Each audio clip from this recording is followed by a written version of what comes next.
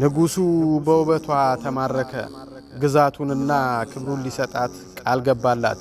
እሷ ግን የመረጠችው የወርቅ ዘውድ ሳይሆን ስለ ፍቅረ ክርስቶስ የሚታረድ አንገትን ነበር። ለመሆኑ ይህች ወጣት ድንግል እንዲህ ያለውን የጨከነ ጨካኝ ንጉሥ ያስገረመ ጥንካሬ ከየት አገኘችው? ዛሬ የሰማዕቷን ቅድስት አርሴማን እውነተኛ ታሪክ እናያለን።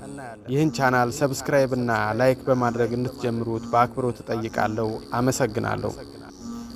በከሃዲው ዲዮቅልጥያኖስ ዘመነ መንግስት ንጉሥ መልኳ ወይም ስነ ላህይዋ ውብ የሆነች ብላቴና ሊያገባ ወዶ መልእክተኞችን መርጠው ያመጡለት ዘንድ ላከ። እነርሱም መላ ሀገሪቱን ሲያስሱ ከቆዩ በኋላ ንጽሕት ቅድስት አርሴማ እናታችንን በአንድ በሮሜ ባለ ገዳም ውስጥ ከሌሎች ደናግል ጋር አገኟትና ስዕሏን ስለው ለንጉሡ ላኩለት። ብጽዕት እናታችን ቅድስት ንጽሕት መራተ ክርስቶስ ቅድስት አርሴማም ስነ ላህይዋ እጅጉን ልዩ የሆነ መልካም ነበረች።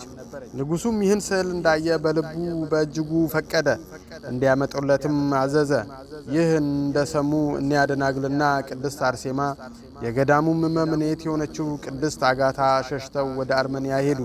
በዚያም ሳሉ ንጉሥ ድርጣድስ የሚገዛው ግዛቱ ነበርና ከንጉሡ ዲዮቅልጥያኖስ መልእክት ደርሶት ሲያስፈልጋት ከደናግሉ ጋር አገኛቸው።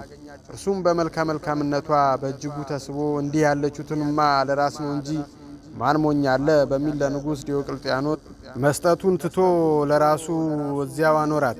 ከደናግሉም ጋር ካሰራቸው በኋላ ቅድስት እናታችንን በብዙ ሊያታልላት ሞከረ። እርሷ ግን በመንፈሳዊ ሕይወቷ ፍጹም ጥባት ያለባት ራሷንም ለቸሩ አምላካችን ለኢየሱስ ክርስቶስ ሙሽራ ያደረገች ናትና ለሰማያዊ ሙሽርነቷ የታመነች ሆነች። ንጉሡም ደጋግሞ ቢሞክር አልሆንለት አለ። በኋላም መምኔቷን እንድተባብላት ላካት። መምኔቷ ግን ይበልጡኑ አጽናናቻት። አይዞሽ እንዲህ ላለው ምድራዊ ኃላፊ ነገር እንዳትታለይ፣ ሰማያዊ ሙሽርነትሽንና ንጽሕናሽን አጽኚ ብላ እንዲያውም ይበልጥ አስጨከነቻት። በኋላም ንጉሡ በግድ ይዞ ሊሄድ ቢል ኃይለ መንፈስ ቅዱስ አድሮባት ነበርና ያንን በጦር የጎለመሰ ሰውነት ያለውን ብርቱ ንጉሥ ከመሬት ፈጠፈጠችው። ንጉሡም አንዲት ትንሽ ወጣት እንደምን ጣለችኝ ብሎ እጅግ አፈረ። ንጉሡም በዚህ ሁሉ ተቆጥቶ ቅድስት አርሴማን ስቃይዋን ሊያበዛባት ወዶ እኒያ ደናግል እርሷን ፊት ለፊታቸው አሰራትና አንድ በአንድ አንገታቸውን ቀላቸው። እርሷ ግን አይዟችሁ እያለች ታጽናናቸው ነበር። የሚደንቀው ትሰቀቃለች ብሎ ያደረገላት ነገር እንዲያውም ቅዱሳኑ ሰማያዊ አክሊልን ሲቀበሉ ትመለከትበት ነበር። በኋላም አንቺንስ እንደ ሌሎቹ ቶሎ አልገድልሽም ብሎ እጅግ ብዙ ስቃያትን አሰቃያት። ከእነዚህም አንደኛ ሁለቱን ድንግል ጡቶቿን ቆረጠ። ይህም አልበቃ ብሎት ሁለቱን ዓይኖቿን አወጣ። እርሷም እንዲህ ሳለች እመቤታችን ንጽሕት ድንግል ማርያም የብርሃን ልዩ ዓይኖችን ሰጠቻት። በመጨረሻም ማሰቃየትን በሰለቸ ጊዜ ከእኒያ ከቀሩት ደናግል ጋር በመስከረም 29 ቀን አንገቷን ሰየፈና ሁላቸውም የሰማዕትነትን የድል አክሊል ተቀዳጁ። እኒህም ቁጥራቸው 75 ወንዶችና 39 ሴቶች ነበሩ። ቅድስት አርሴማ ከ27ቱ ደናግል ጋር ሰማዕትነት ከተቀበለች በኋላ ንጉሡ ድርጣድስ ፈጽሞ ታወከ። ቅዱስ ጎርጎርዮስም ሊቀ ጳጳሳትን አስቀድሞ አስሮት ነበር። ይኸውም በትውፊት ታላቅ ወንድሟ እንደሆነ ይነገራል።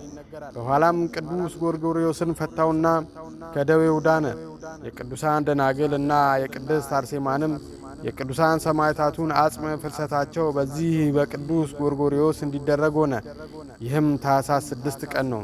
እንዲሁም ደግሞ የእርሷ ማኅበርተኞች የሚባሉ የ119 ሰማዕታት ዝክራቸው ነው። ከዚያም በስሟ ያማረ ቤተ ክርስቲያን ሰርተው እንዲሁ ያከበሩበት ነውና እናከብረው ዘንድ ይገባናል። ለእግዚአብሔር አምላካችን በዚህች ድንቅ የክርስቶስ ሙሽራ ቅድስት አርሴማና በደናግል ሙሉ ጸሎት ይማረን ለዘላለሙ አሜን። እናንተስ በቅድስት አርሴማ ጸሎት ያገኛችሁትን በረከትና ፈውስ በኮመንት ስር እንድታስቀምጡልን በአክብሮት እንጠይቃለን።